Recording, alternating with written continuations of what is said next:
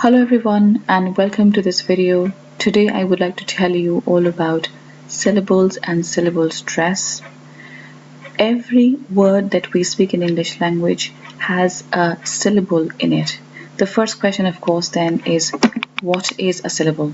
And the answer is, a syllable is a word or part of a word that has one vowel sound. Now, one thing to bear in mind here is that a syllable is a vowel sound and not necessarily a vowel. So, like I said, every word that we utter in English language has to have a syllable in it. Some words may have one syllable, some others may have more than one syllables. Depends upon the length of the word. Here I have a few examples of words. Some of them have one, some two, some even five syllables. The first word here, for example, is cat. Cat. And this word then has only one syllable, a. The next word we have here is table. Table. And this word, as you can hear yourself, has got two syllables.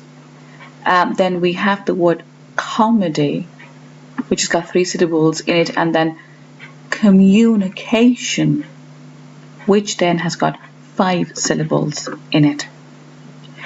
Now, every time a word has one syllable, it is that syllable that takes the stress. Whereas if a word has got 2, 3, 5 or more than that, more than 5 syllables, then the syllable stress may vary. So the next question then to ask is, what is syllable stress?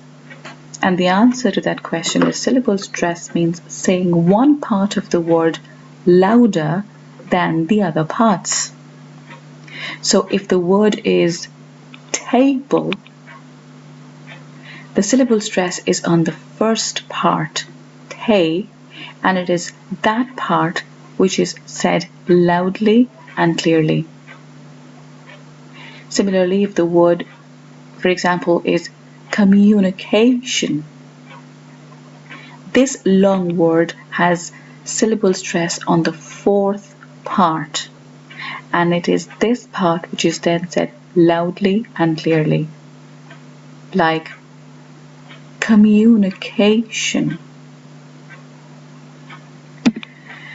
So now I will tell you, how do we know where the stress lies in a long word or a multi-syllabic word?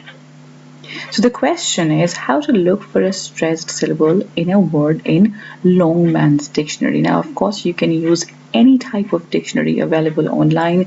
It could be Cambridge, it could be Longman's, it could be Merriam-Webster's, it could be any good English to English dictionary.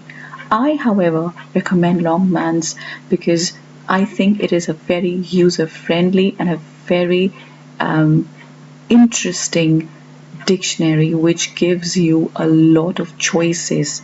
So now I'm going to show you how to look for stress, syllable stress in a word, and that's too if you're looking up the word online. So this is a screenshot of a word, and the word is English, and like I said, the dictionary is Longman. So so all you have to do is to go on to Google, type Longman's dictionary, and once you have the web page of Longman's dictionary, which will look something like this, you then type the word that you're looking for. Here, of course, I type the word English. And when you're looking for stress, what I'd like you to keep in mind is that first look at the word and the number of syllables. Now, this word has two syllables. How do we know? It has been broken into two parts by this little mark here. So we have two parts, in English. Okay, so the first thing we do when we look at a word is how many syllables the word has. The next thing to do is to look at pronunciation and focus on the stress. So that's the word for you. And if you look at phonetics, then the phonetic language, you will see this little mark just before the syllable that needs to be stressed. In this word, the stress lies on the first syllable. How do we know that? If you look at the phonetic language, you will see the mark just before the first part, and so we know the word is pronounced English. English. And now, when you know how many syllables a word has and which part of the word has the stressed syllable in it, the next and the last thing to do is then to listen to the British pronunciation and listen and check again for the stressed syllable. And so here you have the word, here you have the phonetic language, and then you will have this small icon for the audio. So you click on the icon and you listen to the pronunciation. I hope that this video helps you in learning more about syllable stress.